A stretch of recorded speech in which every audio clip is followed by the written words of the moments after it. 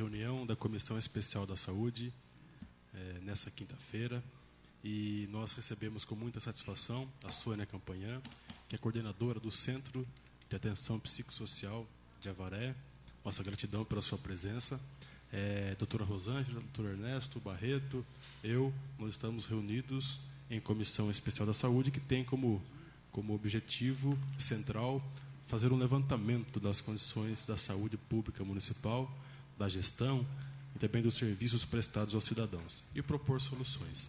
E nós queremos, então, dar início a essa reunião, colocando o microfone à sua disposição, Sônia, para que faça uma introdução. Aí depois nós voltaremos com as perguntas, tá bem? Você é uma colaboradora da comissão e muito, muito bem-vinda.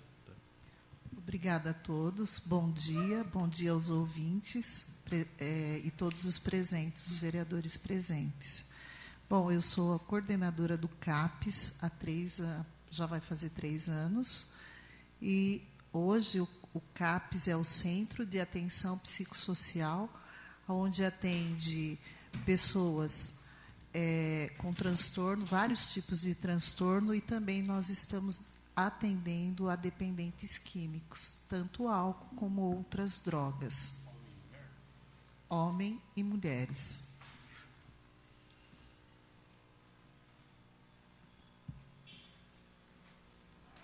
E hoje também nós estamos prestando assistência para os meninos da Fundação Padre Emílio Imos, também, que são 68 meninos que passam por consulta psiquiátrica e consulta com o clínico.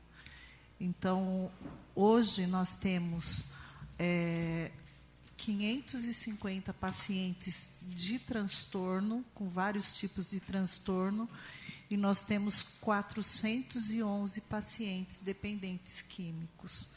Desses pacientes de tentativas de suicídio, nós temos em tratamento 53 mulheres e 41 homens de tentativas de suicídio em tratamento constante. De ideação suicida, que são aqueles que não tentaram o suicídio, mas têm ideia de se suicidar, nós temos 39 mulheres e 36 homens, em tratamento também.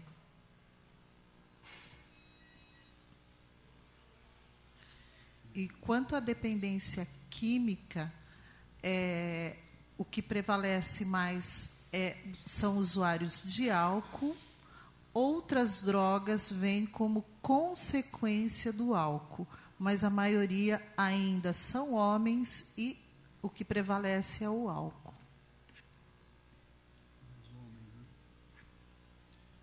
Deixa eu fazer uma perguntinha, né, nesses números todos. Você está citando aqui que teve 53 mulheres, 41 homens com relação à tentativa de suicídio e outra percentagem a respeito da ideia de suicídio. Esses números estão englobados nos 411 dependentes químicos ou não? Não. Esse número estão englobados nos pacientes de transtorno e não de dependência. Transtorno, quantos são mesmo que você falou? Transtornos são 550, sendo que 68 são da Fundação Padre Emílio e 482 são pacientes em tratamento. Nós classificamos o paciente de tentativa de suicídio e ideação suicídia não classificamos ele na dependência química. Por quê? Porque 80% não são dependentes. Somente 20% são dependentes químicos de tentativa de suicídio. A maioria está ligado a transtorno mesmo. 20% dependente químico. Quais são os transtornos? A maioria de tentativa de suicídio é depressão. Depressão severa. Tem algum caso, por exemplo, que estava em tratamento, esse percentual da tentativa ou da ideia de suicídio, que depois se consumou ou não? Teve sim. No ano de 2014, nós tivemos 3 casos, e agora, em 2015, nós tivemos 2 casos em tratamento que concretizou a... 2 casos em 2015 e 3 em 2014. 2014.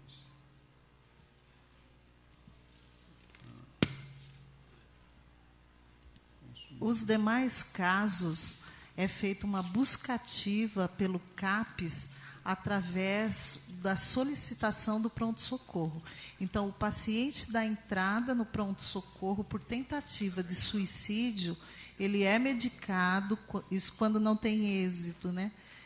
Ele é medicado, logo em seguida já é feito um comunicado ao CAPES, a assistente social vai fazer uma visita na residência para saber o contexto social, para ver em que engloba a tentativa de suicídio. Se partiu por questões familiares ou se a pessoa realmente ela tem alguma patologia, né, que o leve à tentativa de suicídio. Nós temos paciente lá, mulher, com mais de 50 tentativas de suicídio. E o que está acontecendo no momento, hoje, que é bastante preocupante, são as adolescentes. Casos de adolescente, tanto homem quanto mulher. E no caso das mulheres, é automutilação. Adolescente, a partir dos 13 anos, estão se mutilando hoje. Cortando, essas adolescentes também, elas estão, você fala que o álcool também leva a essa situação, né? Essas adolescentes são situações de depressão mesmo ou envolvimento com drogas, envolvimento com álcool, tem alguma relação? Tem. Nós temos 2 casos de uma menina de 13 anos e uma de 15 anos, que está relacionado à droga, sim. Porque se envolveram com o traficante e agora não tem mais como retornar à vida anterior, não tem mais sossego na escola, então tem medo, então vive com síndrome do pânico. Então, são várias situações. Mas esses 2 casos me chamou a atenção por causa da idade. Uma de 13 anos e uma de 15 anos. De automutilação grave. Essa última foi semana passada. Ela cortou, mutilou o pescoço e levou 26 pontos no braço. Essas jovens são de classe A, B, C, D? Olha, a maioria é classe média. Não é classe baixa, viu, gente? É classe média.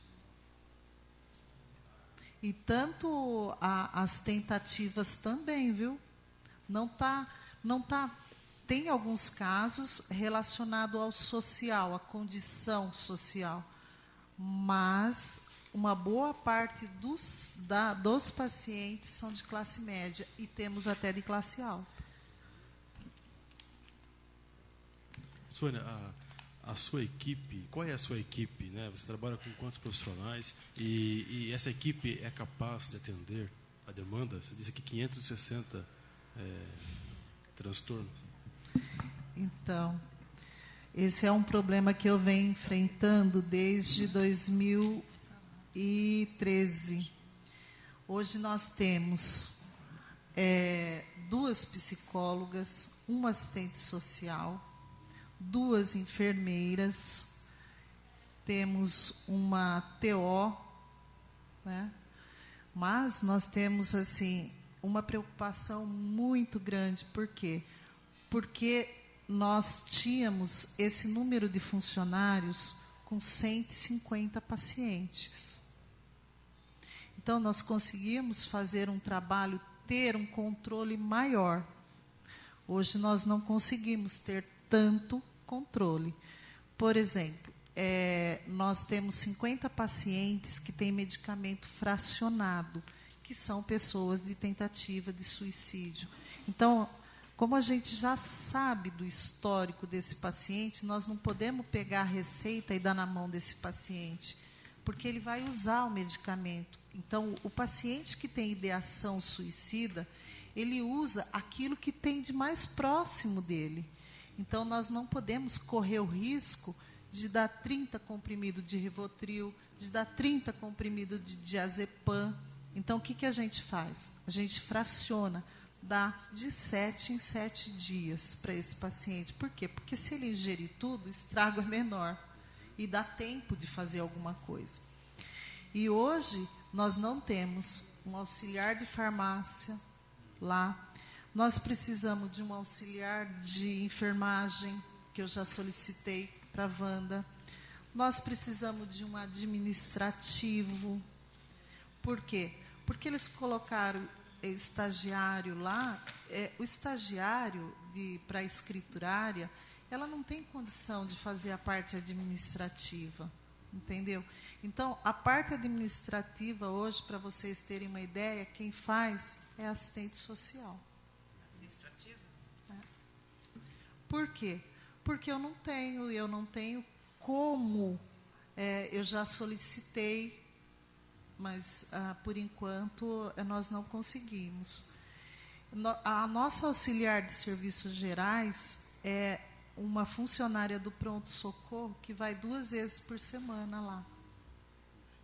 Isso já está fazendo 3 anos. E isso com solicitações, em cima de solicitações. Tá?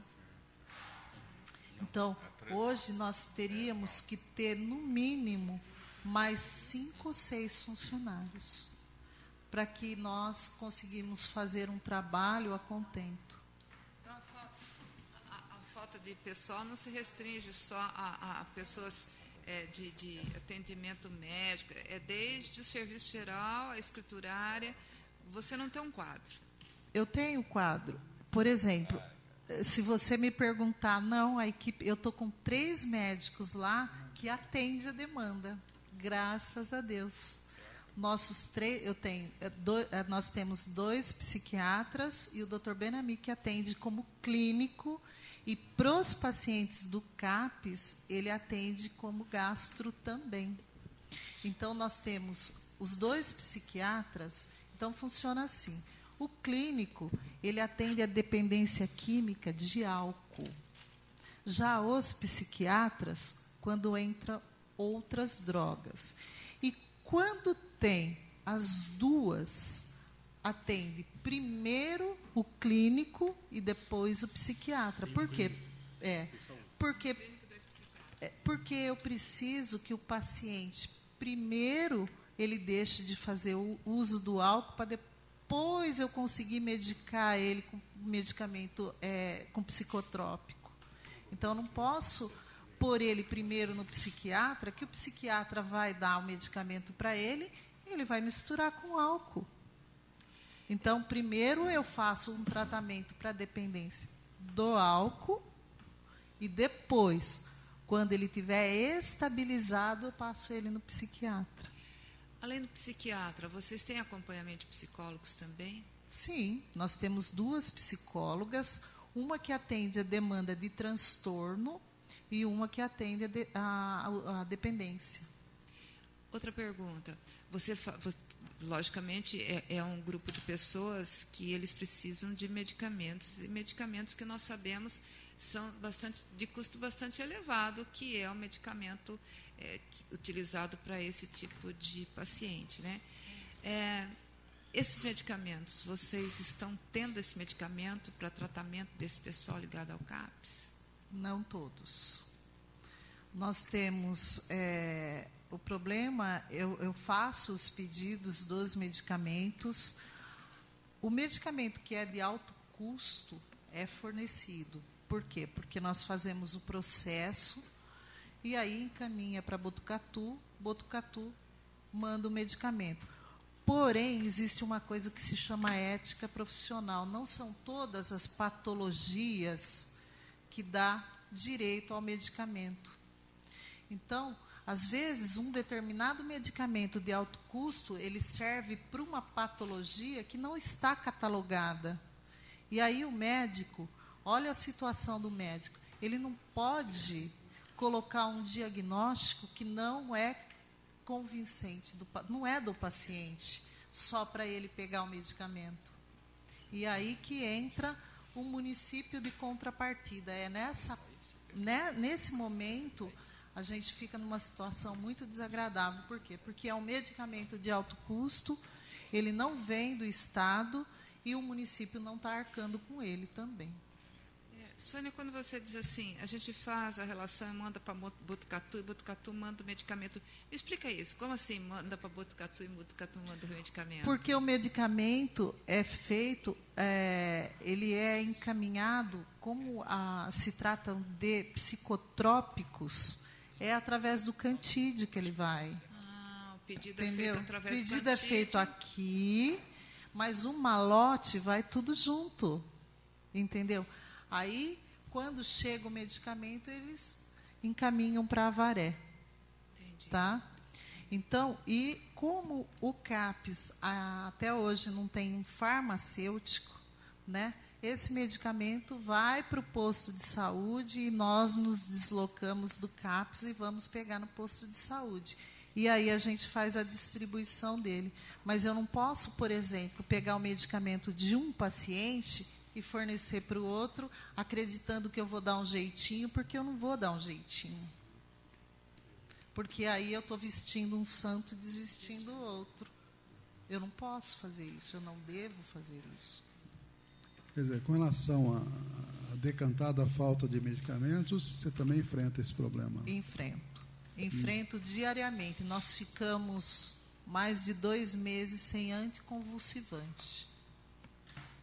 Cardenal e tal. Tegretol. Ficamos sem Depaquene.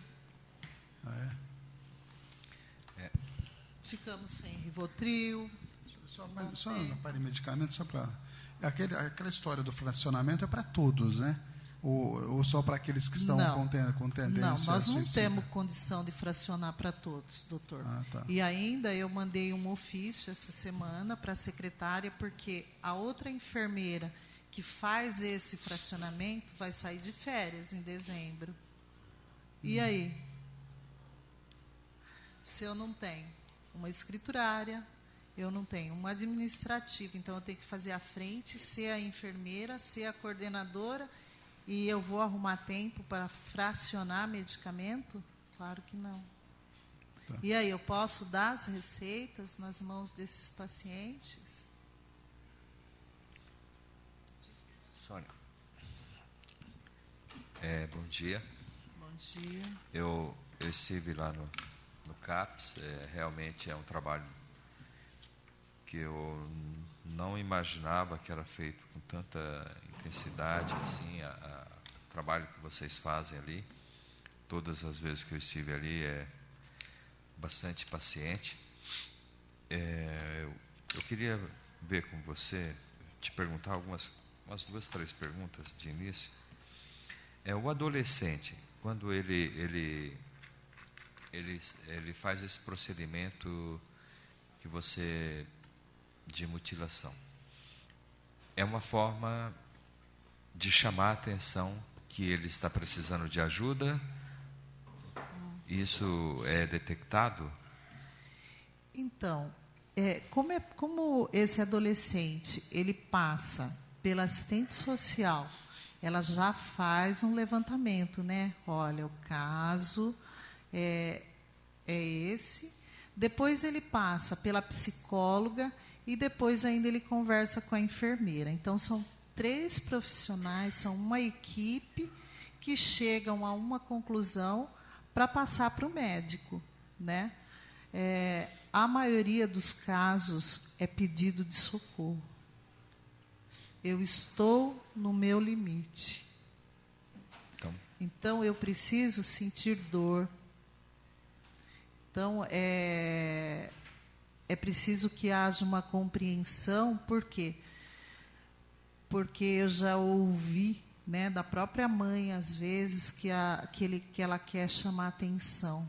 Olha, vocês estão dando muita importância para o caso. Eu ouvi de uma mãe, semana passada, da menina que se mutilou. Vocês estão dando muita importância. E aí eu voltei a pergunta para ela. Ou pode ser você que está dando pouca importância. Porque, na realidade, ele não quer chamar atenção, ele quer ser ouvido. É diferente. É diferente. Tá? Então, quando o assistente social fica 1h30 com o paciente, a psicóloga fica mais 1 hora, a enfermeira larga tudo e senta lá e fica lá mais 1 hora, é porque ele quer ser ouvido. E muitas mães não fazem isso. Outra, em 2014 e 2015, 5 casos. Após o acontecimento do fato ocorrido, vocês continuam acompanhando a família para saber o que levou ou não? Bom, 2 casos desses 5 casos, 2 casos eram de indivíduos que não tinham família. Ou seja, ficava entre albergue e rua. 2 casos.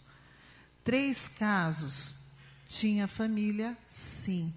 Só que a família deixava bem claro para a pessoa que só seriam felizes com a sua partida. Então, a família contribui muito para que isso se realize. Então, é preciso... a falta de amor para com essas pessoas é tão grande que nós, às vezes, ficamos lá assim, sem saber como trabalhar até. Porque, às vezes, a gente percebe que a família é tão ou mais doente que o próprio paciente. Por várias vezes, esse paciente que se suicidou, nós chamamos a família, nós conversamos, e ela disse assim, na frente do paciente, ela disse, eu só vou ter paz quando você se for. Então, o que falta, na realidade, não é tratamento. O que falta é compreensão da própria família, às vezes. E quando eu disse aqui que eu fui mal interpretada, né, pelos jornalistas, que se divulga muito suicídio e se divulga muito pouco prevenção, né? Então, em outras cidades, não é que os jornalistas não divulguem, eles divulgam, mas eles colocam uma matéria muito pequena. Houve uma tentativa de suicídio, coloca as iniciais, a idade e acabou. Aqui em Avaré, eles colocam a foto da pessoa na primeira página. Isso faz com que aquelas pessoas que têm ideação suicídio, então elas ficam mais tentadas a fazê-lo. Eu até citei um exemplo, que na semana que teve uma adolescente aqui de Avaré que se suicidou com o cordão de tênis na janela, nós tivemos mais 2 procuras na mesma semana no pronto-socorro por 2 tentativas idênticas. Iguais. E uma delas, acreditem vocês, foi no mesmo bairro que o moço se suicidou. Então, quando eu digo, olha, é preciso que a gente tenha muito cuidado com o que a gente informa, porque para a pessoa que tem ideação, é o que basta. Ele conseguiu, eu também posso conseguir. Ele era mais jovem do que eu. Ele tinha um futuro pela frente. Olha eu como estou. É essa comparação que aquele que tem ideação faz. Sônia, eu queria entrar numa área onde a gente acaba estando um pouco mais envolvido, Tem um caso de uma paciente que eu encaminhei para você, uma menina, uma moça, e ela foi internada. Hoje está super bem. A irmã também que estava envolvida, talvez também vá procurar se internar. A família, realmente, eu tive em contato, como se diz, estão realmente acreditando que fizeram o caminho certo depois de tantos anos. Eu tenho percebido, Sônia, eu já falei na tribuna, a grande dificuldade de uma internação. Tem casos que realmente só com tratamento de medicamento, mas tem casos que você tem que tirar o paciente do meio onde ele está convivendo. E a gente percebe que existe essa demora, não é fácil internar, licitação,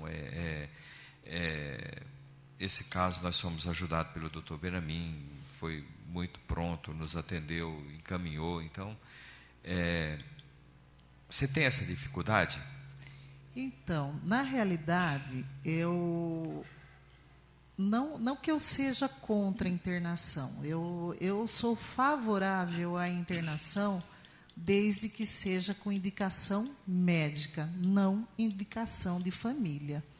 Por quê? O que acontece muitas vezes, o indivíduo, ele aparece lá, a família aparece junto e diz assim: eu não aguento mais, eu preciso e eu quero interná-lo. Então, o que eu quero dizer para você, Barreto, que aquele que tem vontade de tratar, e o nosso tratamento é voluntário, por isso que nós, assim, a gente bate muito, porque chega lá com pedido, o vereador pediu para internar. Gente, quem indica a internação é médico, nem nós indicamos, mesmo a gente trabalhando diariamente com essa população, nós não temos esse poder. E tem outro detalhe, já foi provado que internação não recupera. Por que internação não recupera? Porque o paciente, ele sai do convívio familiar, ele sai de frente do boteco, ele sai de frente da boca de fumo que eles chamam, né? Só que depois ele volta para esse ambiente e ele tem que estar preparado para viver em sociedade, ele não vai ficar recluso. E, olha, eu tenho tido muito pouco êxito nas internações, eu sou muito sincera, nós temos muito mais êxito em tratamento fora hospital do que hospital e clínica, mesmo clínica, gente. Pois mesmo clínica. Mas eu acho que cabe muito uma pergunta para concluir, para que você insira nessa sua argumentação. Quando o paciente está internado, essa família é acompanhada? Ela também é tratada? Então, eu sinceramente não trato. Por quê? Porque eu não tenho funcionário para isso. E também não tenho disponibilidade. Esse seria um trabalho promovido, eu acredito, não sei, posso estar te dando a informação errada até. Um trabalho promovido pelo SEMADES. Isso, eu chegaria lá então. É justamente esse o caminho que eu fui percorrendo.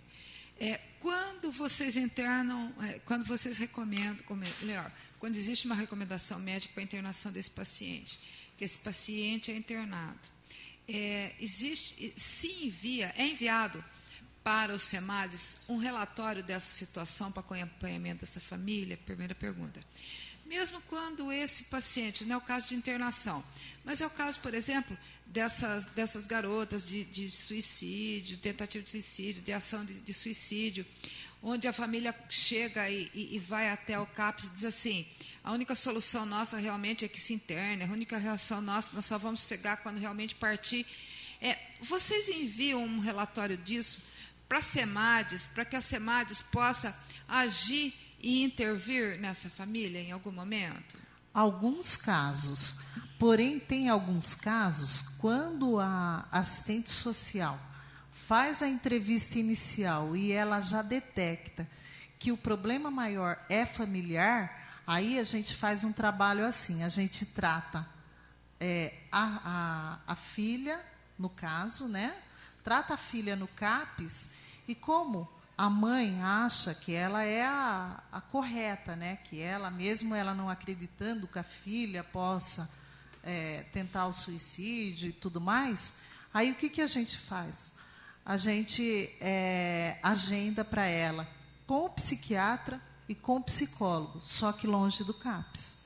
A gente procura agendar no postão. Então, nós temos vários pacientes que um membro da família faz o tratamento no CAPS e o outro faz tratamento no posto, a nível ambulatorial. Primeiro, porque a família não admite que ela está doente. Então, a gente barra aí. A gente barra em outro item também.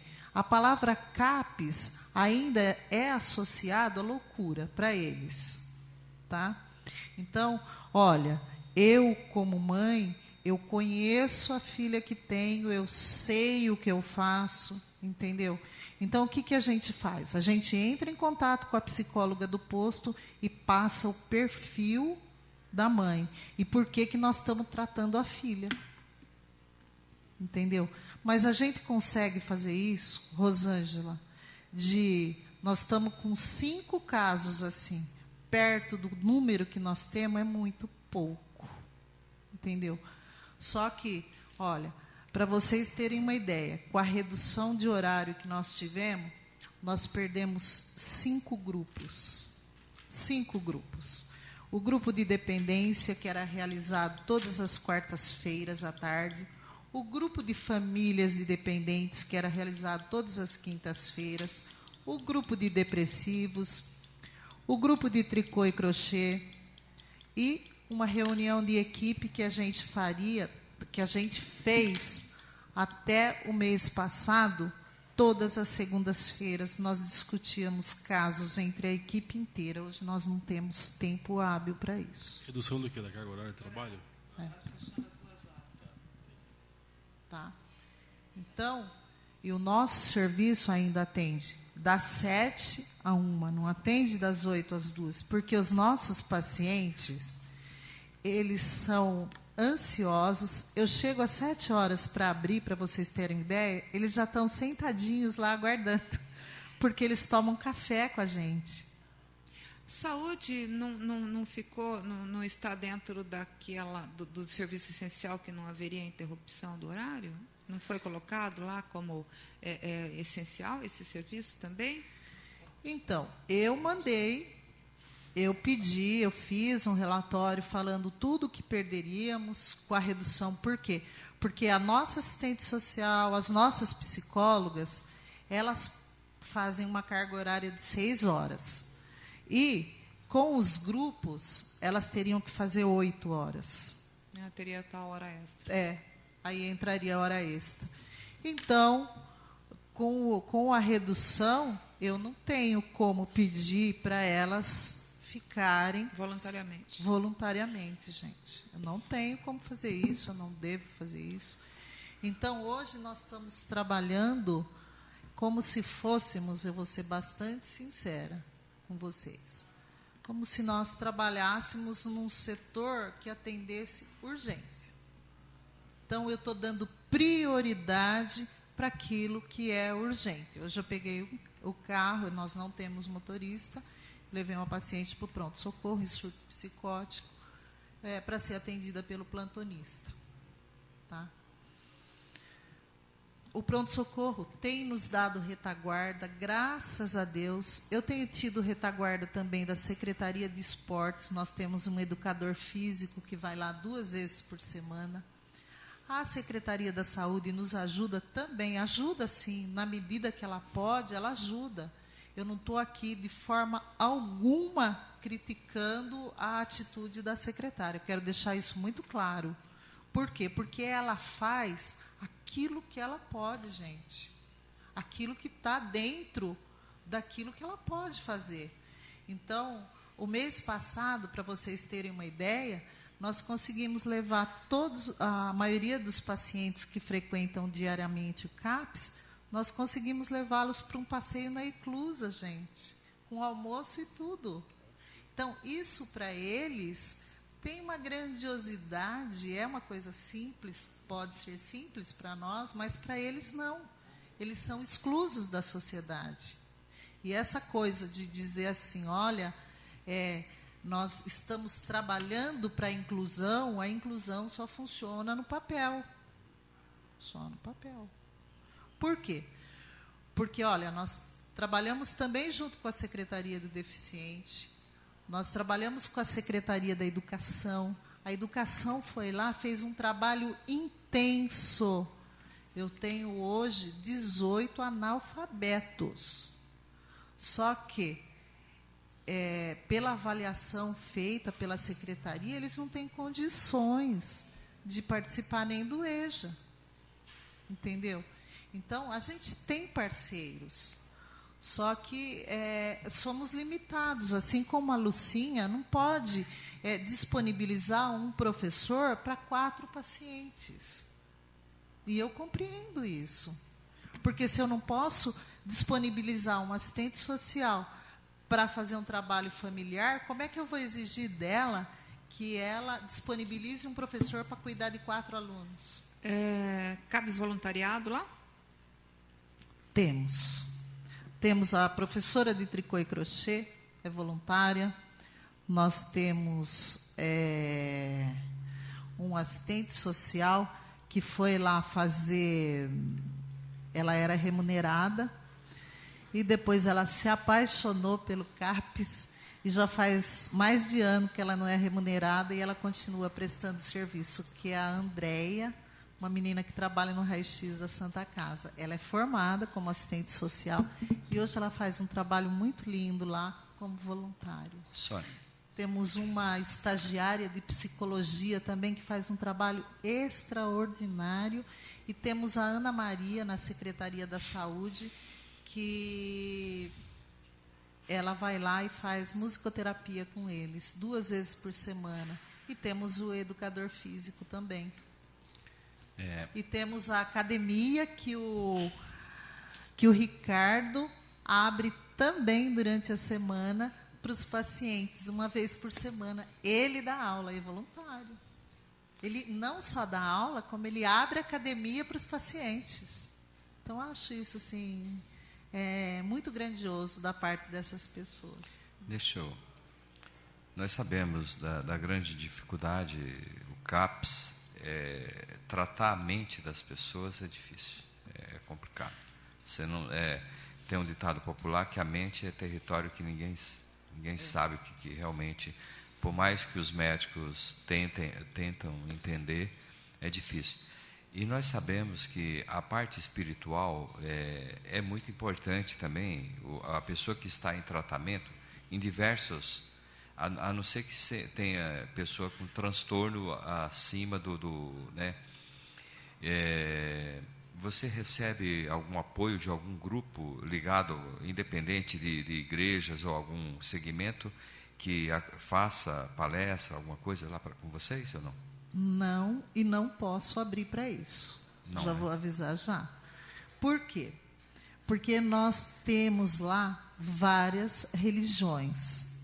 Então, nós temos aquele que acredita, nós ainda temos paciente que acredita no Papai Noel, gente. E a gente tem que respeitar isso. Então... Eu tenho uma gama de pacientes que são testemunhas de Jeová. Então, eu já percebi que se o testemunha de Jeová for lá, por causa de 4 pacientes, eu tenho 30 lá na reunião, vai dar BO. Se eu pôr um católico lá, vai entrar também. Se eu pôr um evangélico, a mesma coisa. Então, o que a gente faz? A gente faz uma coisa assim meio ecumênica. Então, por exemplo, eu tenho um grupo de sexta-feira que chama Papo de Enfermeira, né? Então, eu procuro falar sobre higiene, eu procuro falar da importância de ver as coisas de uma forma positiva, e aí eu dou uma pincelada na importância de se ter uma religião, e não uma religião específica. É isso que eu falei. Por quê? Porque a gente percebe assim, nós temos lá, inclusive, pessoas pagãs. Ateu. Ah, entendi, pagantes. Não, pagãs. Ateu, que não acredita em nada. Entendeu? Então, e eu tenho que conviver com isso, e se eu levar isso lá, sabe como que eles veem quando você diz assim, olha, para um paciente, Jesus te ama, ele olha para você e diz, se ele me amasse, eu não estaria aqui e assim. É a mesma coisa de dizer para aquele que está sem comida que Jesus é o alimento. É assim que eles veem. Então, a gente precisa se colocar no lugar deles e tem, assim, que medir muito as palavras com relação à religião para eles. Porque, assim, eu tive um paciente lá da Represa, lá do Costa Azul, que frequenta uma igreja evangélica. Nem sei, eu não posso dizer qual. Não sei dizer qual. Mas esse menino, ele é esquizofrênico, com 22 anos, ele saiu da faculdade, ele estava no último ano de faculdade, descobriu a esquizofrenia através de síndrome do pânico. Nós chegamos um dia na casa, ele estava com a gilete para cortar o olho. E a gente queria saber por que ele estava querendo cortar o olho. Porque ele ouviu na igreja olho por olho, dente por dente. Se o seu olho te amaldiçoa, arranque ele fora. E aí, ele saiu de casa e viu uma menina de mini saia e chamou muito a atenção dele. E ele olhou e ele achou na cabeça dele que o olho dele estava o amaldiçoando. Entendeu? Então, é um terreno, religião no CAPES, é um terreno minado. Minado. Então, a gente toma muito cuidado com isso. Se você chegar para um paciente esquizofrênico e dizer, menino, Jesus te ama, ele pode olhar e falar para você, o escambau. Então, a gente procura não misturar.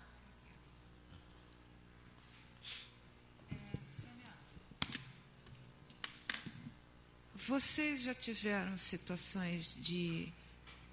Antes eu vou fazer uma outra pergunta. O CAPES, ele já existia antes da atual gestão, né? Ele foi remodelado, ele foi aumentado, ele foi impulsionado. É uma das perguntas que eu quero fazer para você. Outra pergunta. Vocês já tiveram altas? Pessoas que realmente saíram de lá e não voltaram mais?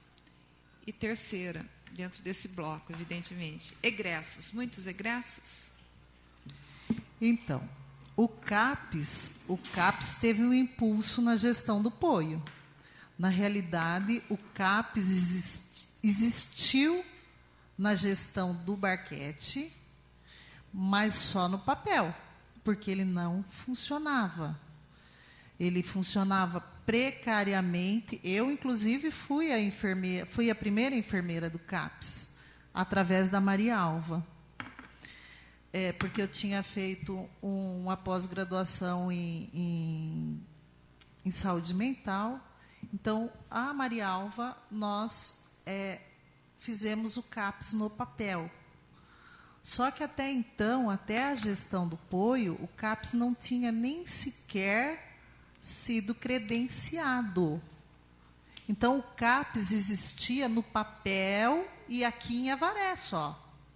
Ele não existia para a DRS, ele não existia para o Ministério da Saúde, ele não existia para outros órgãos.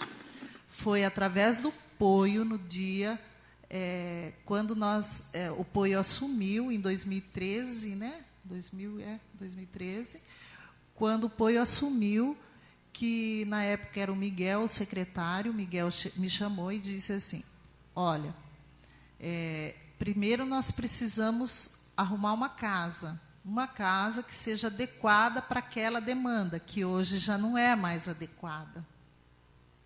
Para aquela demanda de 2013, com 100 e poucos pacientes, era adequada, hoje não é mais.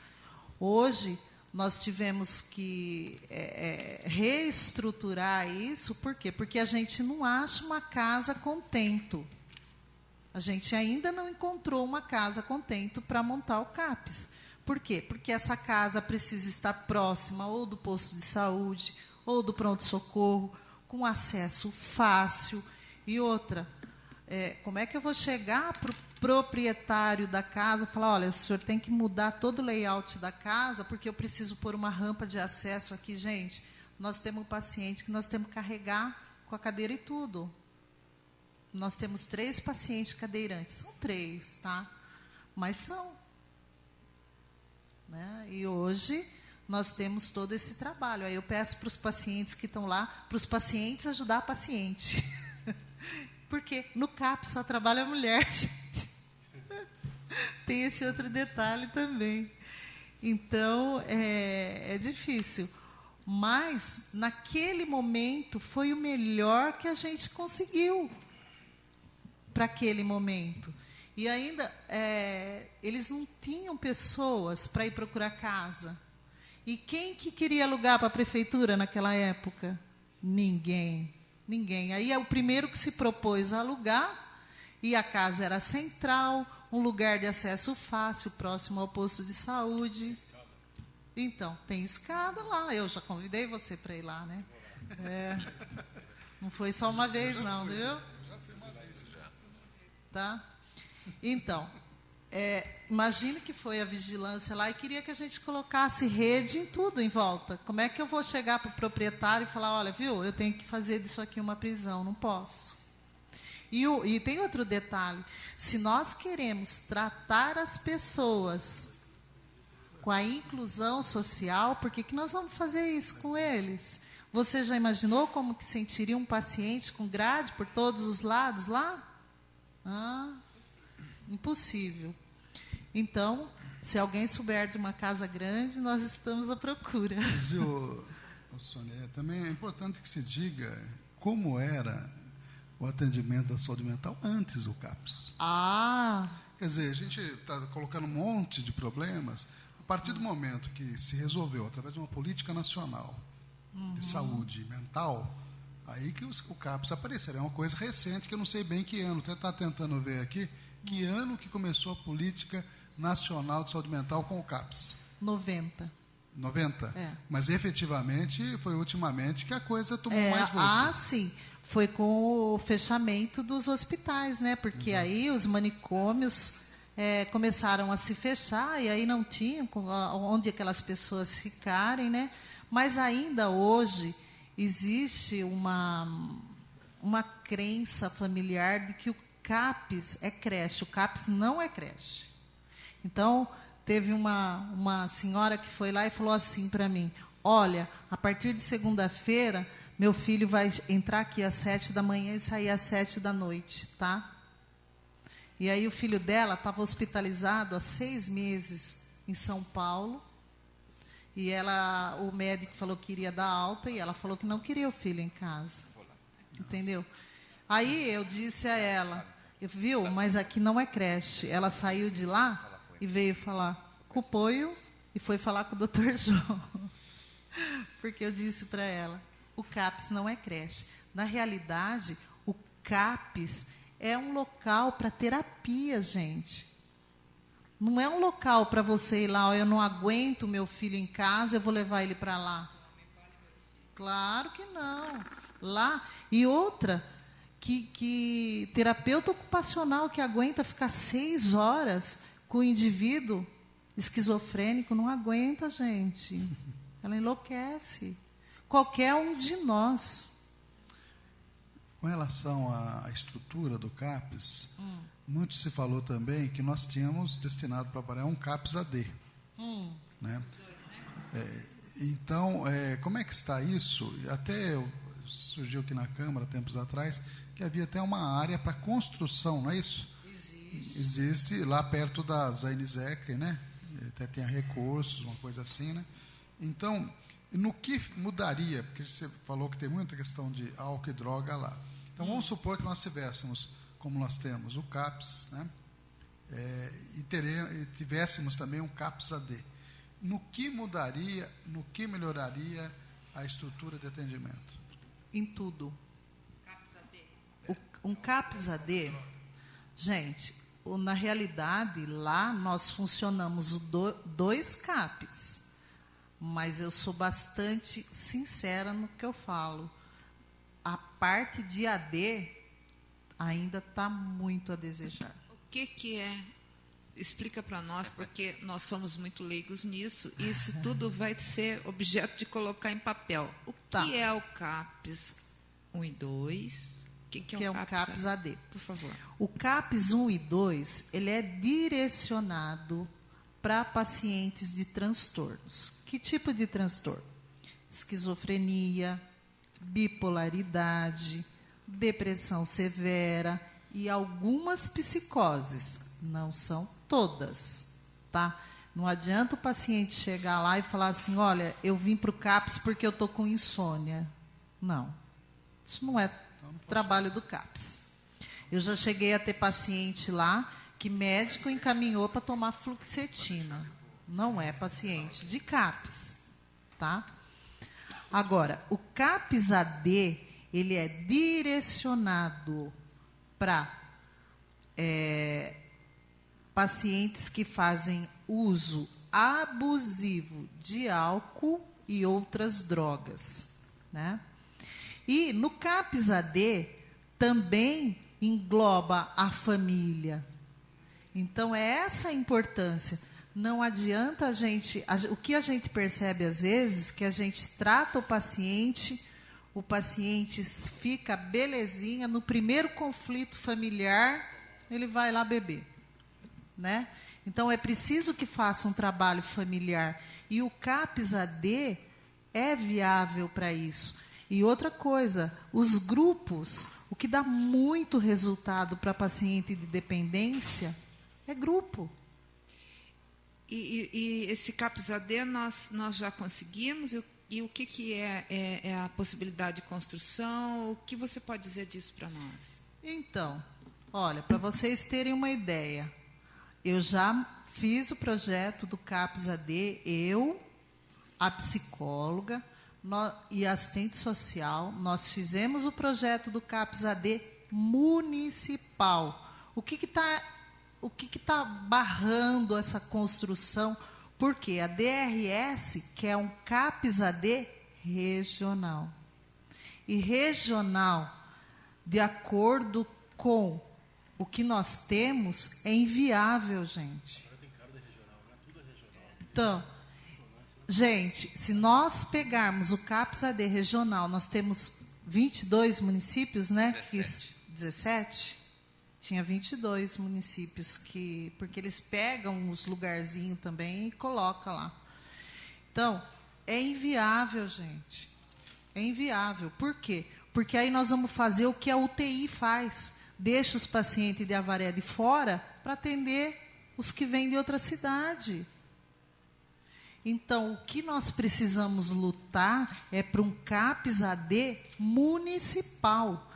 Se vocês soubessem a vida que eu faço lá para recusar paciente de Itaí, de Coronel Macedo, de outras cidades, mesmo para transtorno, sabe o que Botucatu faz? Ao invés de encaminhar para o CAPS de lá de Botucatu, que é regional, eles mandam para Avaré, porque é mais próximo. Entendeu? Só que aí, o que eu tenho que fazer? Eu tenho que dizer não. Eu falo, não, eu não posso. Eu não posso. Mas essa política não é realmente regionalizada? Como é a saúde como um todo? Não. Acontece que hoje, doutor Ernesto, existe o ambulatório de saúde mental, que é lá onde o doutor João atende, lá no posto da Rua Acre, que é o antigo NGA. Esse é regional. Tanto é que o doutor João, o Dr. Paulo Dalcin, eles atendem no posto mais pacientes de fora do que de Avaré. Mas os recursos para construção, pelo menos até o ponto que eu imagino, vêm do Ministério da Saúde. Para construção física, que eu estou dizendo. Sim. Né? Mas como que o Ministério da Saúde vai investir para uma coisa apenas municipal? Não pode. Então, mas nós não temos hoje, eu posso dizer que hoje nós não estamos nem com um CAPS estruturado. Como que nós vamos estruturar um CAPS AD? Primeiro, para começar, um CAPS AD precisa ter médico 24 horas. Um CAPS AD precisa ter leito de desintoxicação. Um CAPS AD precisa ter, no mínimo, 3 enfermeiras, no mínimo. Fora psicólogo, serviço social, TO. Hoje, eu posso dizer... Mas se fizer municipal, essa estrutura teria que ser feita também, né? Se for municipal. Sim. Senão seria um CAPS teria AD, que ser feito, meia boca, né? Não, mas aí você consegue, por exemplo, fazer do psiquiatra, como eles fazem em Bauru, plantão à distância, coisa que, se fizer regional, tem que estar presente.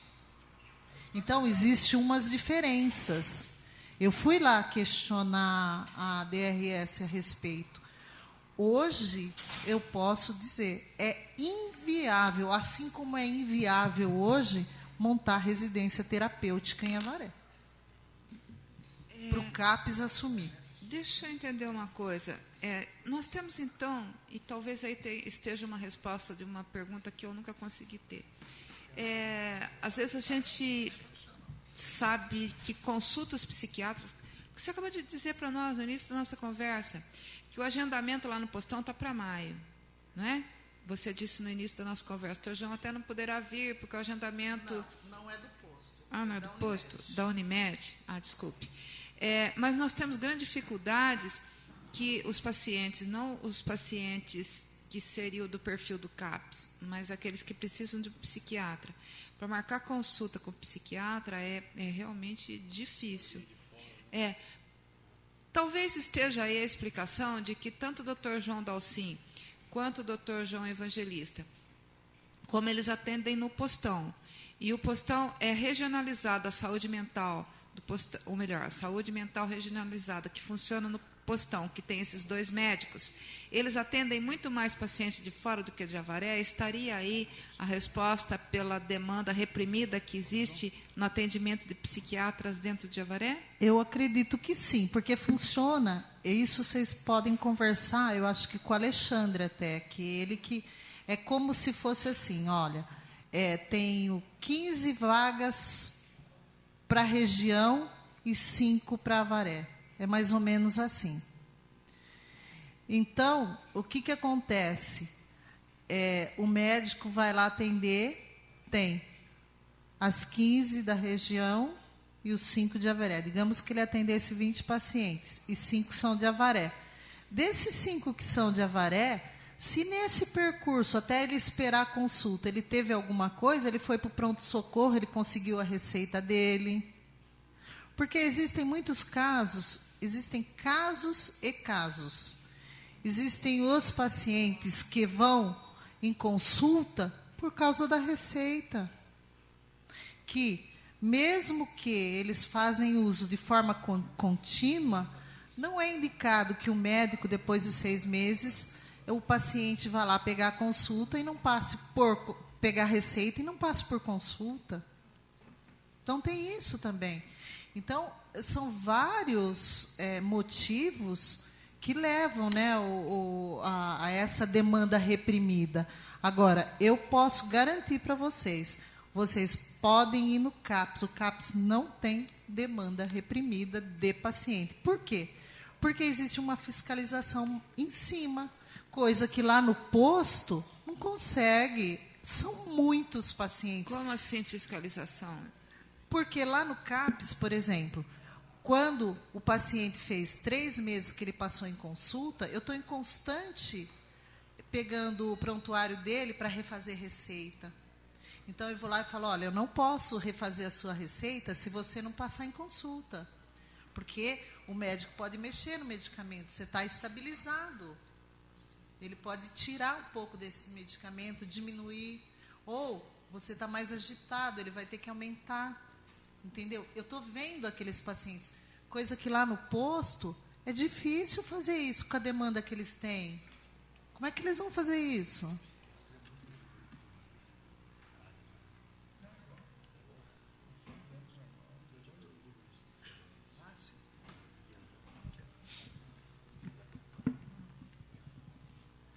Sônia, eu tenho aqui, posso, acho que vai interromper, eu tenho aqui alguns dados sobre suicídio, eu queria voltar nesse assunto. Né?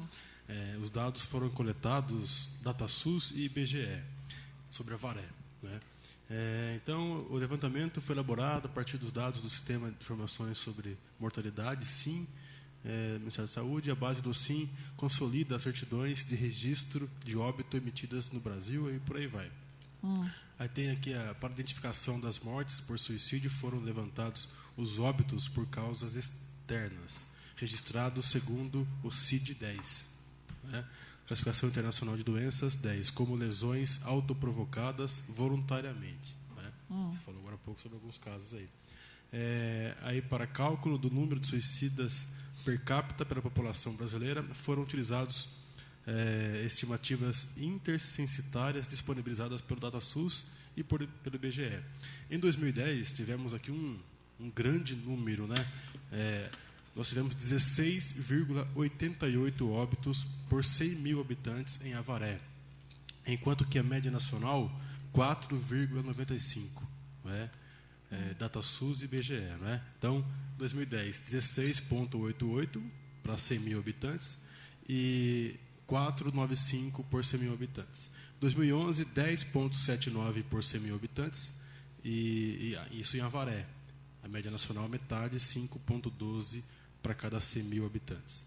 Em 2012, tivemos 15,49 óbitos para 100 mil habitantes em Avaré, o triplo da média nacional, que é de 5,32 óbitos para 100 mil habitantes. Já em 2013, tivemos 9,17 óbitos para cada 100 mil habitantes e, na média nacional, um pouco mais do que a metade, 5,01 óbitos para 100 mil habitantes. Na sua visão técnica, como coordenadora do CAPS, quais seriam as causas disso? A que se deve esses altos números, né, históricos e sempre crescente em Avaré em relação ao suicídio?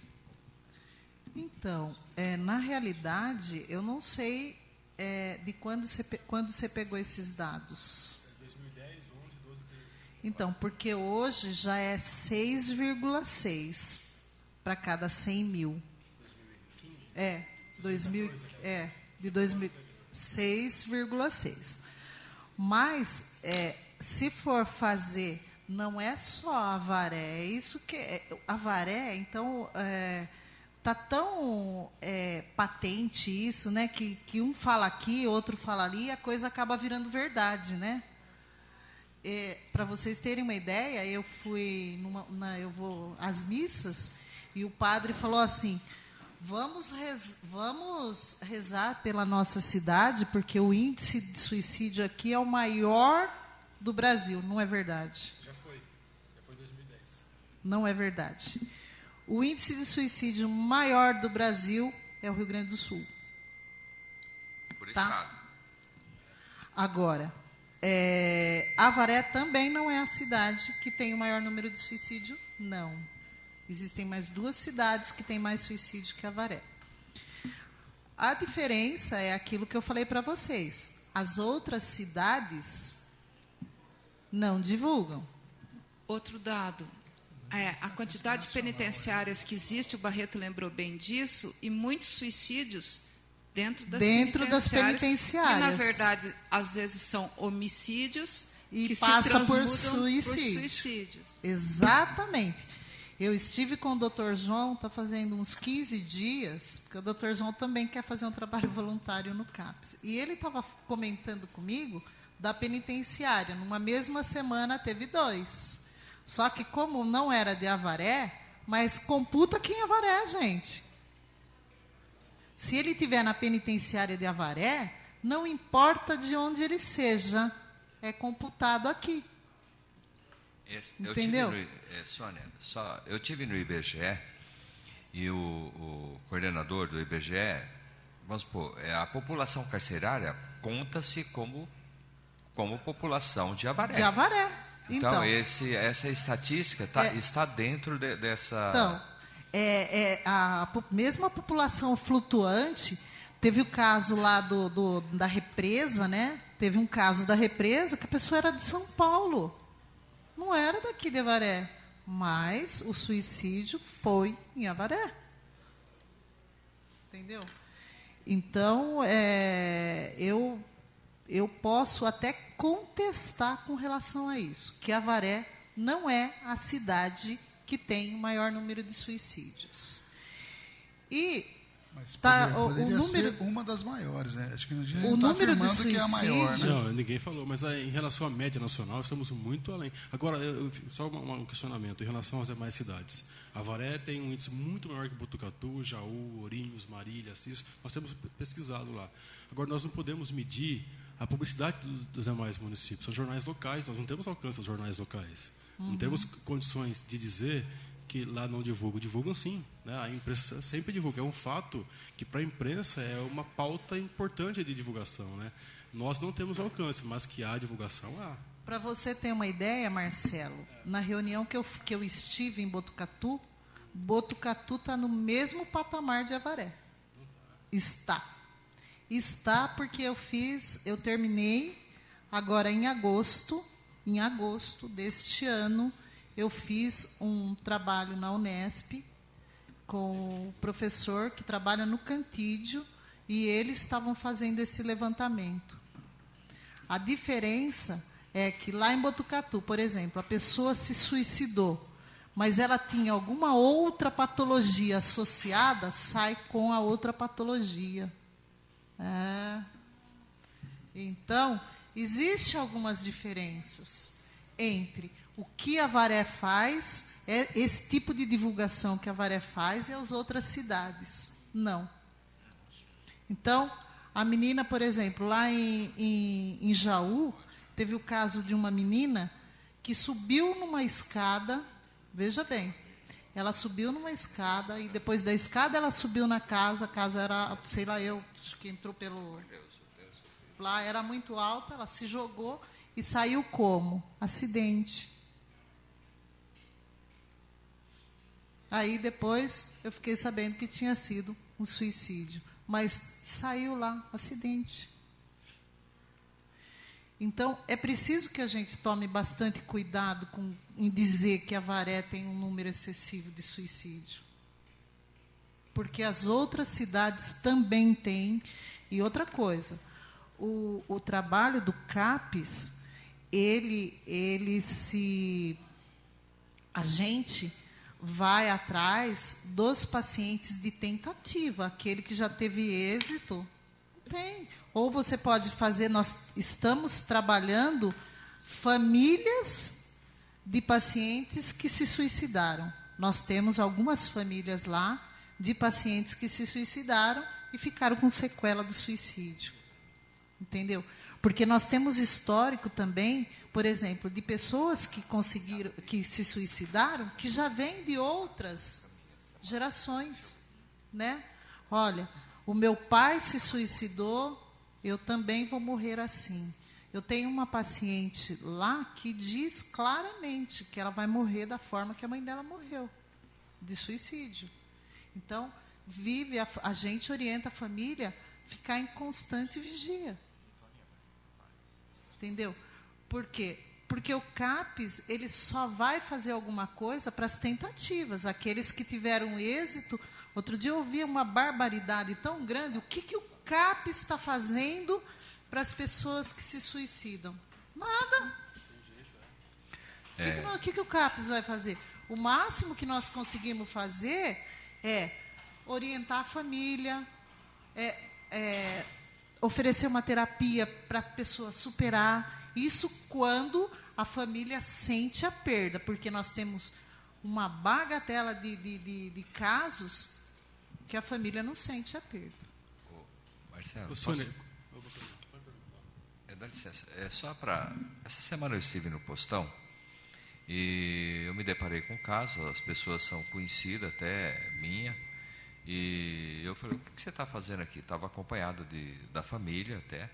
Falei, minha irmã está com uma depressão profunda e veio aqui buscar os medicamentos no postão. Aí eu olhei para a moça, realmente o semblante, uma moça jovem, deve ter uns 25 anos no máximo, se tiver. Um semblante de pessoas depressiva mesmo, muito abatida. Eu falei, mas você está fazendo tratamento no CAPS? Ela falou, não. Eu falei, mas como que você vem pegar os remédios aqui se você não está sendo encaminhada para o CAPS para fazer um acompanhamento? Eu falei, quem passou o remédio? Ah, foi o médico, mas... E por que não encaminhou você para o CAPS? Não tem essa interlocução com as pessoas que vão pegar esse tipo de medicamentos que estão no postão. Por que nesse caso, essa pessoa não foi encaminhada antes para o CAPS já? Porque o CAPS, veja bem, o CAPS, quem encaminha para o CAPS os casos de depressão e os casos de transtorno é o clínico. Se o clínico achar que ela não tem perfil para frequentar CAPS, ou mesmo o psiquiatra, o Dr. João atende muitos pacientes que não frequentam o CAPS. O Dr. Paulo atende muitos pacientes que não frequentam o CAPS. E eu vou explicar para você por quê. Porque dependendo do tipo de depressão, a pessoa vai ficar mais deprimida lá ainda. Então, a pessoa chega lá, depressiva, né? E aí ela olha para o outro que tentou suicídio. Aí ela olha para o outro que não fala coisa com coisa. Aí ela olha para o outro que está lá achando que é bebê, me chamando de tia com 60 anos. Né? Como é que essa pessoa se sente? Eu já tive casos que tanto o Dr. Paulo como o Dr. João encaminhou para o CAPS e eu não pude ficar com eles no CAPS. Por quê? A hora que eu levei eles para participar do grupo, eles disseram, eu vou piorar se eu ficar aqui. Entendeu? Então, não são todos os casos que vão para o CAPS.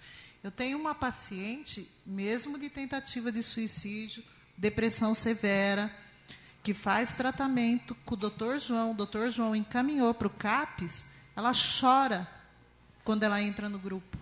Eu vou segurar essa paciente lá? Não está fazendo bem para ela.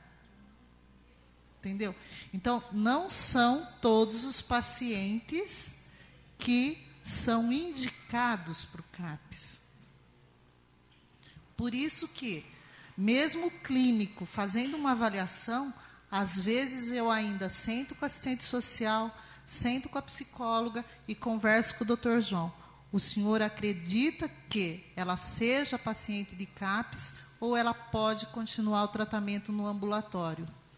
Então, às vezes é mais fácil a gente conseguir uma psicóloga lá no postão para ela, ou é mais fácil agendar consulta. Eu agendo bastante consulta que o caso não é de CAPS, eu agendo no posto, eu ligo lá, eu explico a situação, falo, olha, o caso não é de CAPS, mas requer cuidados. Tá? O caso não é de CAPS. Então, foi no pronto-socorro, um dia desses, uma menina que tentou suicídio porque brigou com o namorado. É caso de CAPS? Não é. Inclusive, até... Não é. Sônia, eu pedi para que a Toninha fizesse uma ligação na família dessa paciente. Eu vi o estado dessa paciente no pronto-socorro, acompanhado pelas irmãs. E eu falei, por que você não procura o CAPS para você começar a fazer um tratamento mais contínuo, mais assistido por psicólogo, por toda essa parte? Você está me esclarecendo de uma forma. A Toninha fez a ligação agora na família e eles foram lá, porque realmente a pessoa precisa de ajuda. E a família falou que o CAPS pediu para que ela fizesse o tratamento de 3 meses fora do CAPS, depois voltasse lá. A resposta que eu tive aqui, está no telefone. Quem pode chamar a pessoa, porque o tratamento é assim, ó. O tratamento Quando a assistente social faz o levantamento, primeiro contato que ela tem com a assistente social já vem e fala, olha, o caso não é de CAPS, o caso é de ambulatório. E nós temos vários pacientes que o caso é de ambulatório. Por que o caso deixa de ser de CAPS, sabe quando, Barreto? Quando o paciente só quer consulta médica e psicológica. Porque aí ele consegue isso de forma ambulatorial. O que nós queremos? Nós oferecemos é terapia. Sabe o que eu chego a fazer com o paciente? Às vezes eu pego na mão do paciente e levo no grupo. Você se vê aqui nesse grupo? Você se vê aqui? Porque se a pessoa não consegue se ver no grupo, ela deixa de ser paciente de CAPS. E se a paciente, porque existe vários tipos de depressão, tá? Então, a depressão, a pessoa chega e fala assim, olha, eu estou deprimida a tal ponto, eu estou deprimida a tal ponto, eu estou deprimida. Então, se nós formos atender todos aqueles que dizem estar com depressão, gente, nós não temos pé para isso, não. Tenho não, Barreto. E outra, se ela passou pelo pronto-socorro, o médico do pronto-socorro constatou alguma coisa e pediu uma consulta psiquiátrica, ela provavelmente passou nesse psiquiatra. E esse psiquiatra, por que ele não encaminhou? É difícil, porque é a doença da mente. Então, nós decidimos de que forma o tratamento da pessoa. Né? Eu sei, Sônia, a sua posição. Você age na parte técnica, como você é, inclusive, mas é complicado porque nesse intervalo, eu conheço essa família, eu me deparei até com essa situação muito difícil com essa moça, e aquilo me assustou, eu ver o semblante daquela pessoa daquela forma. E eu achei, veja bem, eu quero estar errado, eu espero que eu esteja errado. Eu achei que o caminho mais correto dessa pessoa fosse procurar o CAPS. Mas como vocês são técnicos e faz essa avaliação e acha que realmente esse paciente não é um paciente de CAPS, então nós vamos aguardar o desfecho dessa situação. Eu estou acompanhando essa paciente, vou acompanhar essa família, e a gente vai ver se realmente não é necessário, né, a intervenção. Então, é que existem também, olha, nós nos deparamos com tudo lá, viu? Por exemplo, da mãe que como quer que a filha trate no CAPS. Então, eu já me deparei com mães dizendo que a filha está tendo visão, está tendo alucinação, tudo para passar no psiquiatra e no CAPS. Aí depois a gente vem a descobrir que não é bem assim, que mais é um problema a nível familiar. Aí o que a gente faz? A gente encaminha. A família aceita? Não aceita. Então, quando a pessoa vai no CAPS, às vezes, não porque ela precisa do CAPS, mas porque ela vê naquele local um acolhimento diferenciado. Então, porque existe uma diferença entre a gente trabalhar, o CAPS trabalhar com os pacientes e o paciente ir no balcão do posto e falar, olha, eu estou sentindo isso. O CAPS, então, a pessoa relata, olha, eu estou dando importância para o que ela está relatando. Aí entra a assistente social, aí entra a psicóloga, entendeu? Agora, se a assistente social, se a psicóloga descobrir que ali não é bem aquilo, ela encaminha para o posto. E eu acho que com todo o direito. Por quê? Porque nós não temos esse perfil de trabalhar com pessoas que não sejam do CAPS. Porque aí nós não vamos atender a demanda. Aí o CAPS deixa de ser um centro especializado para ser um ambulatório. Aí não tem cabimento. Então, e mesmo aqueles que o médico manda do pronto-socorro, é feita uma avaliação. Por quê? Porque a assistente social, ela trabalha muito bem, ela sabe o perfil, assim, ela faz uma linha do perfil do paciente, que você chega para o paciente e fala, olha, você realmente não é daqui. E quando eu pego na mão do paciente e levo ele para o grupo e falo, você se vê aqui? Não. Não tem como ficar. A diferença é o tratamento individualizado e o tratamento em grupo, né? Tem Exatamente. que ser um paciente com perfil para ser tratado em grupo, né? Senão nós agora não seria temos importante, viu, Sônia, também, talvez já tenham feito esse trabalho, mas intensificar que a divulgação do papel do CAPES, sei lá, assim, em escolas, na imprensa, quer dizer, divulgar mais, porque essa sigla CAPES, mesmo para os iniciados, eles falam, mas o que é CAPES? Né? Como a própria doutora falou, defina para a gente o que é o CAPES. Né? Eu próprio sempre tive alguma dificuldade para entender bem. Então, se a gente, que é do ramo, né, tem essa dificuldade, imagine quem não é. Então, talvez divulgar mais maciçamente o papel do CAPES, né? Acho que é importante. Então, eu fiz isso com relação aos postos, eu fiz um ofício e encaminhei para os postos de saúde, eu encaminhei para todos os centros de atendimento, tá?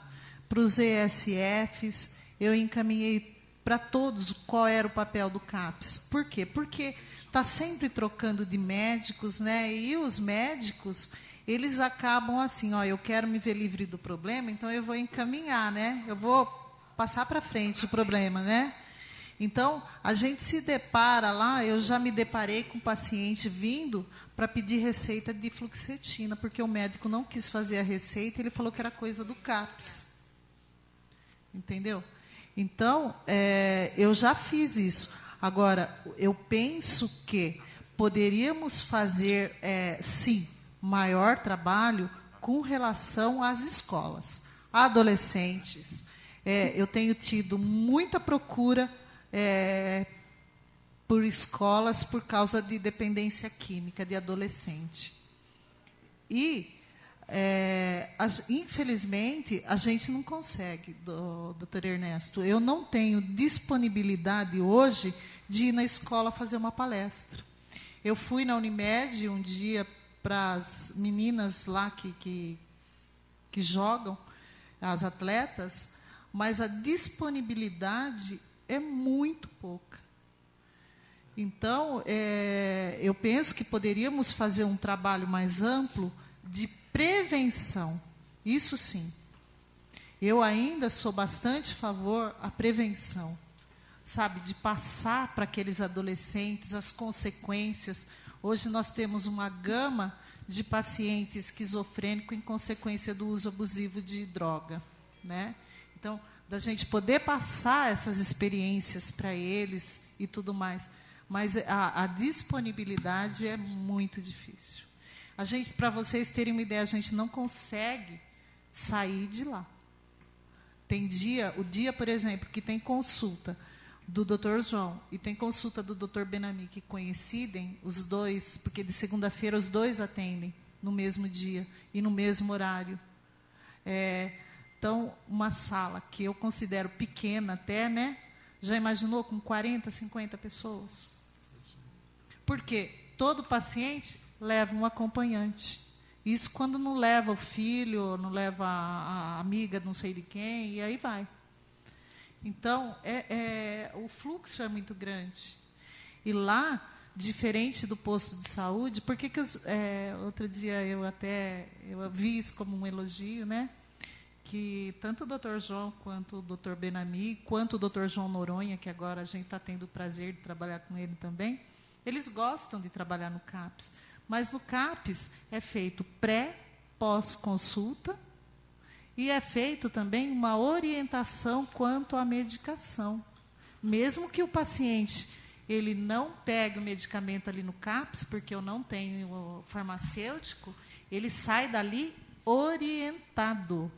E todo paciente, 10 dias antes de terminar o medicamento, independente dele ter consulta, do médico ter marcado dali 3 meses o retorno dele, ele dá a receita para 60 dias, certo? De medicamento contínuo. Só que se acabou esse medicamento e ele não tem, a consulta dele é dali 3 meses, nós providenciamos a receita. É esse controle que nós temos, viu, Rosângela? Que no posto não se consegue ter, por causa da demanda, né? Muito maior. Realmente o seu espaço ali é pequeno, Sônia. Eu tive lá no dia e percebi que as pessoas usam aquela áreazinha ali de fora e, como você falou, o médico não tinha chegado e eu presenciei paciente, a família tendo que segurar. Calma, e o paciente querendo ir embora, Então é complicado, é um público diferente que você trabalha ali. Eu sei que a casa ali não é adequada mesmo, tem um espaço, mas vocês fizeram adaptação ali, né? E eu sei das dificuldades que você tem. Hoje, essa parte depressão, sempre tem é a doença da vez, né, que as pessoas estão falando, tudo, e acaba caindo tudo no CAPS. E às vezes, no filtrar, vocês não podem ter 100% de certeza daquilo não, que eu entendo. Claro que não, somos humanos. Tá, da minha parte, eu não então, tenho eu quero deixar claro também, como o doutor Ernesto diz, dos avanços que teve, né, na gestão do POI. Teve muitos avanços. Por quê? Nós não tínhamos um local adequado, não está adequado ainda, mas para aquele momento foi o melhor que ele pôde fazer. E hoje, gente, nós não tínhamos dados nenhum de população, nós não tínhamos. Hoje nós sabemos quantos pacientes estão em tratamento, quantos pacientes buscaram tratamento. Nós recebemos, em média, todos os dias, 35 pessoas lá que fazem terapia diária, tá? Que tomam café lá e almoçam, porque ficou mais que 4 horas no ambiente, já tem direito à refeição. E a cozinha piloto que caminha para lá? Não. O próprio CAPS tem uma verba destinada e esses pacientes fazem alimentação lá. Mas o café da manhã é fornecido pela cozinha piloto. Essa verba é municipal, recurso próprio ou do recurso Ministério? Federal. Para alimentação. Não, existe uma verba destinada, então eles separam uma parte que vai para que compram alimentação. Qual o valor dessa verba mensal, você sabe? Me parece que é em torno de 33.900, uma coisa assim. Que é administrado por vocês? Não é administrado por nós, não. Não, nós não temos acesso, assim como a secretária também não tem, viu, gente? Então, preciso deixar isso claro também. Esse recurso vem... E aí a gente manda as solicitações, o pedido aí de acordo com a necessidade. Acredito que seja lá na administração que vai direcionando, comprando. Mas é uma verba carimbada. Sim, para o CAPS. Sim, uma verba carimbada para o CAPS. Não pode ir para o caixa único, né?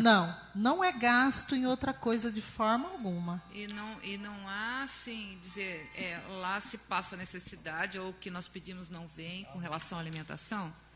Não, a alimentação agora está vindo a contento. Os pacientes gostam da alimentação, não tem faltado alimentação, não. A não ser quando restringe o contrato, aí fica uns dias, mas depois já volta. Ficou, acho que 2 dias só sem ir, depois já retornou. Tá? E o aluguel é pago com dinheiro do município ou dinheiro do governo? O aluguel é pago com a verba do CAPS também. Você falou, aproveitando essa do aluguel, da ocupação do prédio, você falou que existe uma área destinada perto no bairro Alto? Com a Não é mais no bairro Alto. Não é mais? Mas, assim, temos verba para a construção de um prédio para abrigar o CAPS? Não, que eu saiba, não. Foi oferecido essa verba no ano de 2011. Foi oferecida a verba logo que a Maria Alva implantou, pôs a placa lá. Foi oferecido, eu me lembro que na época era R$970 mil para a construção. Pelo governo. Governo municipal? Não. Governo? Pelo estadual. Pelo governo pelo estadual. Estado.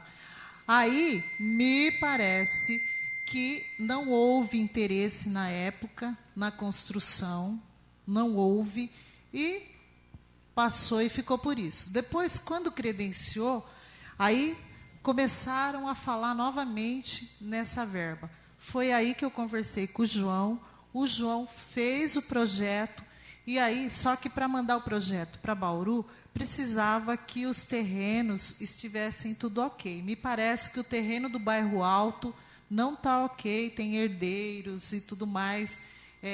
A prefeitura adquiriu, mas não está legalizado. Aí o João foi ver os terrenos que estão legalizados. E ele encontrou lá no Di Fiore, entre a quadra, tem uma quadra no meio e tem os dois lados que são da prefeitura, no Di Fiore. Então, daria para fazer de um lado o CAPES 2 e do outro lado o CAPES AD. E uma quadra dividindo no meio para recreação. Manteríamos a quadra, né? O projeto está feito em cima disso. E tem outro fator assim, que eu achei essencial, que temos um posto de saúde próximo, que é o posto de saúde do Jardim Brasil ali. Do Brasil Novo. Do Brasil Novo. E agora, quando eu estive em Bauru levando o projeto, e já o projeto com o aval dos terrenos e tudo mais, a intenção de construção é que fosse regional. Ela estava batendo na tecla que seria muito mais fácil se conseguirmos a verba se fosse regional. Tá? Agora, regional não é negócio pro município, gente. A Wanda tem toda a razão. Não é negócio para o município montar nada regional. Porque o regional, ele engole a gente. Ele engole a gente. E aí, nós não temos como falar não. Depois que aceitou? Aceitei. Eu aceitei. Aí, se eu tenho 20 consultas no dia, eu tenho que disponibilizar 16 regional e ficar com 4. Porque eles fazem uma somatória dos municípios, e município tal tem 2 vagas, o outro tem 2 vagas, e aí o que é o que sobrou para mim? É o que sobrou. E aí não dá para tocar. E mesmo a residência terapêutica, olha a proposta que foi feita lá em Bauru, eu estava presente, a proposta da residência terapêutica fosse que, por exemplo, eu tenho um morador de Avaré que é para morar em residência terapêutica, mas se ele tiver 2 amigos lá, que é muito chegado dele, e morar em Sorocaba, e o outro morar lá em Ilha Solteira, eu tenho que trazer o de Avaré e os outros 2. Porque eles são amigos, entendeu? Não é viável. E aí nós vamos assumir o que não é nosso. O que não é nosso. Nossa obrigação não é essa. Sônia, quando acontece algum caso de suicídio em Avaré, e vocês do CAPES, você e as demais mulheres, né, que trabalham lá, não tem nenhum homem, além de lamentar, né, porque é uma surpresa muito grande para a família, para vocês também, quais são as providências que vocês tomam internamente? Vocês levantam estatísticas, dados, motivação, causa para fazer algum trabalho estratégico? Então, a estatística que nós temos é o que o pronto-socorro manda. Porque o pronto-socorro, ele não só notifica as tentativas, quando o paciente aparece lá, por exemplo, tentativa de suicídio por ingestão medicamentosa, tentativa de suicídio por arma branca. Então, eles relatam. Agora, quando vem a óbito, nós só somos notificados, óbito por suicídio. Tá? Ficamos sabendo de um caso de outro, mas pela imprensa, né, a imprensa local, não pelo pronto-socorro. E quando a família vem pedir ajuda, nós entramos em ação. Se a família não vem pedir ajuda, não vamos, gente. Por quê? Porque não temos como. Então, você não consegue identificar quais são as causas? Sim. Então, algumas causas a gente até consegue, mas, por exemplo, teve aquele do policial. A esposa dele até esteve lá, tudo, mas a gente não consegue identificar. Então, aí a proposta que nós fizemos? Tratar a mãe e os filhos da consequência. Agora, o que eu posso fazer hoje diante do caso é ajudar a família, gente. É só isso. Isso quando quer. Porque existem casos que a pessoa chega lá e fala assim: eu não sou louca, o louco era ele que cometeu o suicídio. Ouvi isso de uma paciente. O louco era ele que cometeu o suicídio, eu não. Tá? E meus filhos também não vão precisar fazer tratamento, por quê? Porque já entenderam que o pai era um fraco. Você consegue medir a influência que tem a família na decisão da pessoa se suicidar? Em tudo. Em tudo. Por exemplo, a Patrícia, né, foi minha amiga de Cabana, tudo. 92, 93, há um tempo atrás, ela, as irmãs, o irmão, tinha uma base familiar sólida, né? Aí você vai explicar isso como também, né? Então, isso é no seu ponto de vista, né? Nós temos o histórico de familiar que tem mais 3 casos de depressão na mesma família. Então, isso é no seu ponto de vista que tem uma família sólida. Então, não sei se na época do suicídio o esposo esteve preso. Então, tinha um filho com autista, entendeu? Então, no seu contexto, tinha uma família sólida. Já no meu contexto, na minha visão, tinha uma família fragilizada. Entendeu? Tá? Então, na verdade, é uma doença multifatorial, né? São muitos fatores. São múltiplos Às fatores. Às vezes as pessoas querem relacionar até suicídio com o uso de agrotóxico, não sei se...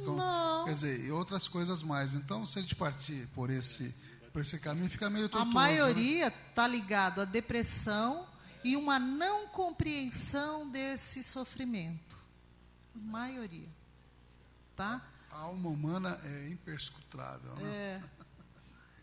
Então, mas é um momento, na realidade, eu tive até uma pessoa que disse assim, olha, foi naquele momento. Então, às vezes, a pessoa, ela nem quer cometer o suicídio, gente, mas aquele momento foi crucial. Entendeu? Então, a gente não tem como dizer, olha, amanhã pode ser que Então, eles falam assim, eles achavam que o suicídio estava ligado à pessoa de baixa renda, estava ligado à pessoa... Não, hoje nós temos vários casos de suicídio de pessoas com nível superior, que têm conhecimento. A Suíça, né, tem vários casos de suicídio, índice altíssimo. Um índice altíssimo na Suíça também, por causa No Japão tem um índice astronômico de suicídio de adolescente. Se o adolescente não corresponde à expectativa dos pais, é suicídio.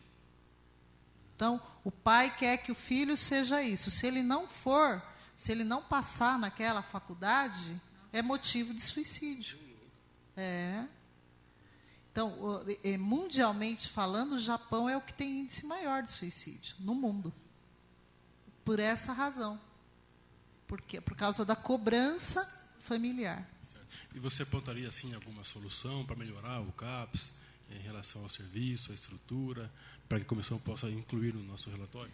Então, eu penso que a primeira coisa é arrumar um lugar adequado, né? Um lugar adequado. Não criticando o lugar que nós estamos, porque perto do que estamos no céu. Tá? Então, um local adequado, mais profissionais, né? Mas, na medida do possível, a gente tem conseguido bastante coisa, gente. a gente tem conseguido, nós conseguimos, por exemplo, que fosse mais um psiquiatra, que o doutor Benami fosse atender lá. Gente, ninguém atendia aqui em Avaré paciente de álcool e outras drogas. Ninguém atendia. A gente não sabia qual era o índice, hoje nós sabemos. Nós sabemos até quantos tiveram êxito, quantos têm recaída. Entendeu? Então, nesse grupo aqui, tem um grupo de recaídas. Porque a recaída faz parte do tratamento. Então, o pessoal fala assim, viu, aquele fulano está fazendo tratamento no CAPS, mas eu vi ele no bar. Aquele sujeito está em tratamento, mas a recaída faz parte do tratamento.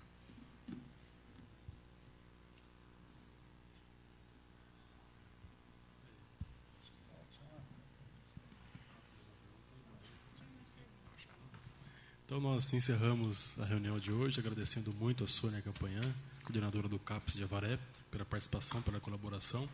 Nós vamos levar em conta as suas posições em relação ao CAPS, no relatório que a comissão vai propor ao Executivo, quando findar o nosso trabalho. Muito obrigado. Né? Se quiser alguns minutos para poder encerrar, para considerar, seja à vontade. Eu quero agradecer pela oportunidade, né, de vocês. Eu só gostaria que mais vereadores fossem conhecer o CAPS. Porque, assim, eu fico muito, muito triste até de saber que as pessoas não têm interesse em saber sobre saúde mental. Porque a saúde mental, ao contrário do que eles são exclusos, mas eles vivem conosco no nosso dia a dia. Então, qualquer um de nós estamos sujeitos a ter um paciente em casa. Então, é preciso que saiba lidar com esse paciente. Então, para a pessoa compreender o trabalho do CAPS, nada mais do que conhecer o trabalho. Então, eu proponho que todos os vereadores, antes de terminarem os seus mandatos, que pelo menos conheçam o CAPS, o trabalho que o CAPS faz. Eu sei que alguns já até foram lá, mas gostaria que pudessem fazer uma reunião com a equipe, sabe, para ver as necessidades da assistente social, as necessidades da psicóloga, as necessidades da TO e como a gente trabalha. Tá? Então, eu quero agradecer também a secretária, que nos tem ajudado bastante naquilo que ela pode. O prefeito também, às vezes que eu converso com o Poio, a gente tem tido também um feedback bom da parte dele. Tá? Temos algumas dificuldades? Temos. Mas perto do que tínhamos, muitas já foram sanadas. Então, eu quero agradecer a todos. Muito obrigado. Nós estamos prevendo, numa próxima etapa, o ano que vem, visitar todos os setores que vieram participar conosco da comissão especial. Então, nós, vereadores, estaremos presentes lá. Vamos ligar para agendar com você, né, uma visita e conversar com o seu pessoal. Tá bom? Levar os 13 é duro. Os 13 acho muito difícil. Acho que 4, no máximo 5, a gente chega lá. Muito obrigado, Sônia. Para a semana que vem, então, vamos marcar uma reunião nossa, técnica, né, para fazer uma avaliação, né, Toninha? Uma análise do que nós fizemos até agora. Semana que vem é a última, já quinta-feira não, é a última. É a última quinta-feira. Vamos deixar para o ano que vem? Eu acho que sim. Né? Quem? Ah, tá. Tá. Desse ano sim, né? A gente poderia fazer uma reunião técnica, fazer uma avaliação, uma análise dos trabalhos e programar um trabalho, sair daqui, né, ir até os departamentos o ano que vem, não é? E também já preparar como fazer o relatório, porque temos um volume muito grande de informações, né? O que vocês acham? Então faremos isso, né? Então estamos encerrando, agora são 11h26. Bom dia.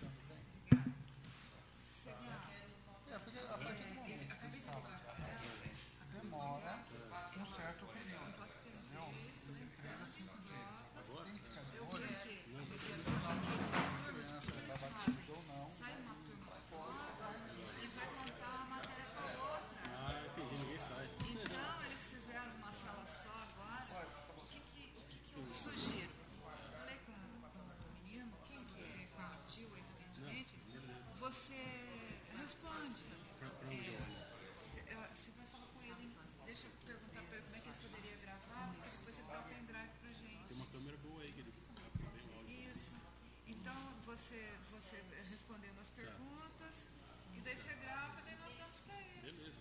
Pode ser? Cada um grava, cada um grava.